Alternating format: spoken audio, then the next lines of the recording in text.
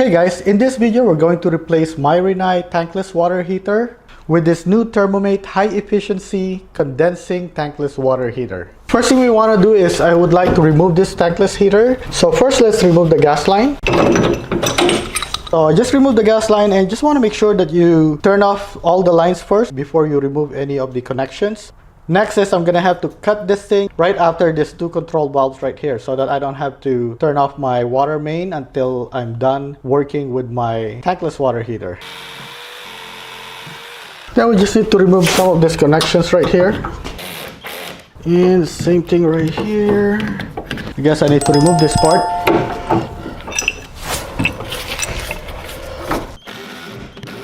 I also need to remove this.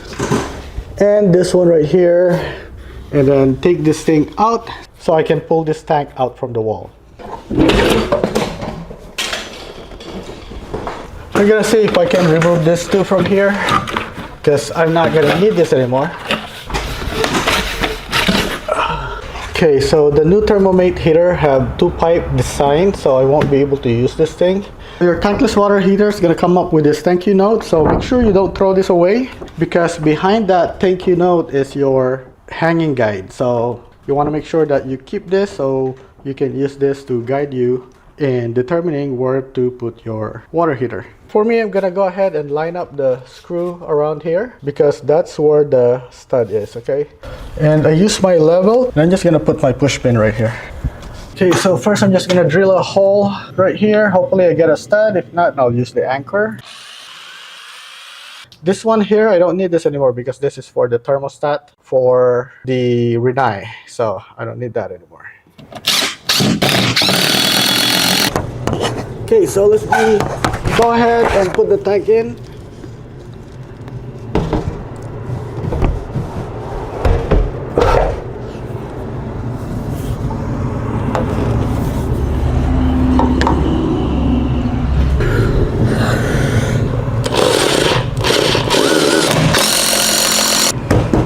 Okay, so this is really secure now. This is not going anywhere. And for the indoor gap, I also use the same method. I use the big gap filler and I put the cardboard there so that it doesn't bulge out. Okay, so now we just need to install the water heater valve kit. On your left side is gonna be the hot water, so that's gonna be the red valve. And on the center is gonna be your cold water. So I'm just gonna remove the cover and I'm gonna be using this Teflon tape just to make sure that we got a nice seal. And since I have my pipe dope, I'm gonna be using it as well. If you don't have a thread sealant, that's fine, just put more Teflon tape in it, okay? Then I'm just gonna go ahead and put this thing in. So basically once it gets tight, then you just turn it at least another quarter turn and then you're done. Then I'll just wipe this thing off to make it clean. Now let's go ahead and do the cold part. And by the way, when you receive the tank, I was told that there's gonna be some water in it because it actually goes through their quality control process. So they actually pressurize it and put some water in it, okay? So it's expected to have some water in your tank when you receive it. So when you receive something with water in it, that doesn't mean that you get a used product, okay? So that's how they quality test the product. And I'm just gonna go ahead and put this thing in. Okay guys, so let's go ahead and prepare this valve kit first. So you notice I have this, but then I'm gonna be using copper press. So I'm gonna need this copper press to male adapter. So this is a 3/4 inch. Just remember, you can always get an adapter from one type of plumbing style to another, okay? So like this one here, you're using copper press, and then you have this. You also have something for a quick connect to this. So you have all those things, okay? Put my pipe dope just to make sure I'm sealing them properly. So that's how you convert from your brass fitting with a female adapter to a pro press. So now I'm just gonna do the same thing on the hot side. Okay, so now we have the adapter on both the hot side and the cold side. So now we're ready to continue. And basically this O-ring gasket is gonna go right here. And I don't think it's necessary to put any Teflon here or dope when you have the gasket already, but I'm just gonna do it anyway since I already have the tools. So I'm not gonna tighten it right now, so I can move this around while I'm putting all the pipes here. And obviously I'm gonna be doing the same thing on this side as well. Okay, so I'll just put this thing in, and I just want to make sure that everything is seated properly. And now we can seal everything.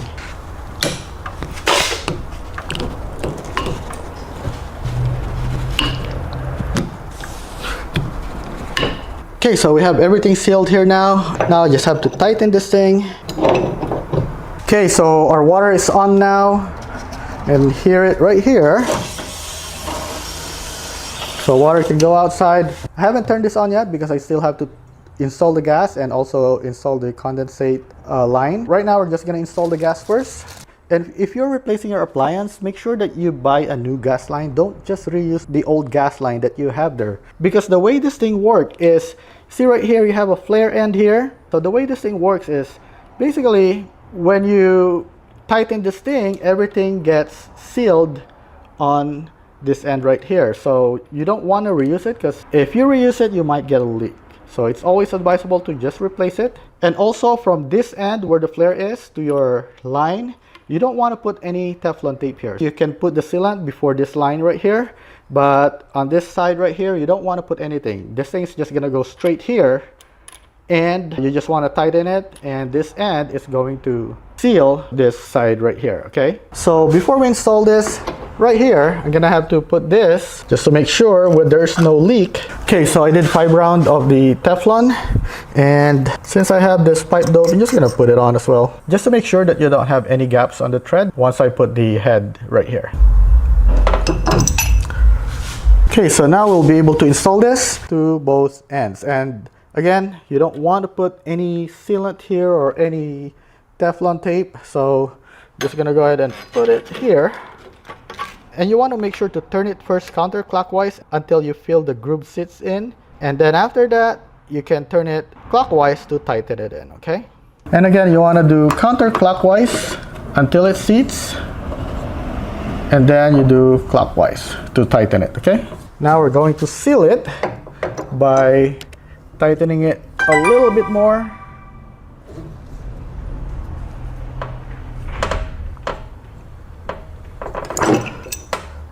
So now we should be good on the gas line.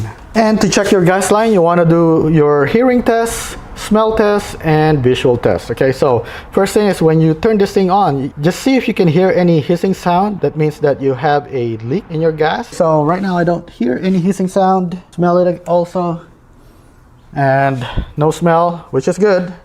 So now we're just gonna do the visual test. I'm gonna be using a soapy water, and basically you just wanna spray around it and make sure that you don't see any soap bubbling into the area. Okay, so you want to do all sides and make sure you don't see any bubbles forming. We're all good now, and our final step now is to install the condensate line. This high efficiency heater is going to have some condensation, and it's gonna come out of this pipe right here. This thing needs to go out somewhere. It's either you catch it with a bucket, or you direct it into your drain or outside your house. You may also want to check with your city if you're gonna need a condensate neutralizer like this. As for my local city code, this is gonna be a requirement. Unfortunately, this neutralizer that I purchased is actually too big to fit on this one right here, so I'm gonna have to replace this with something better. And also, since you have to replace this every 6 months, I decided I'll just purchase something that will allow me to just refill the minerals inside. So that's gonna be a separate video. Make sure to click the subscribe button and click that notification bell so that you can get notified when I upload that. But for now, I'm just gonna direct the line into a bucket because I'm curious how much water can I actually collect, and also if I can use this to kill some weeds to the edge of my synthetic lawn. And if I can use this to prevent weeds from growing, then I'll probably create something that will allow me to bypass this whenever I need to collect a condensate water. Okay, so let's go ahead and plug it in and let's turn it on. So the default temperature is 125. We're gonna keep it that way. Okay, so now let's go ahead and test it out. I'm gonna release some water outside, and then we'll make sure that this thing is kicking on. Okay, so I can hear it kick in. The flame animation is going, and you have the load. So, and I can feel the hot water coming out of this side right here. So We have a successful install.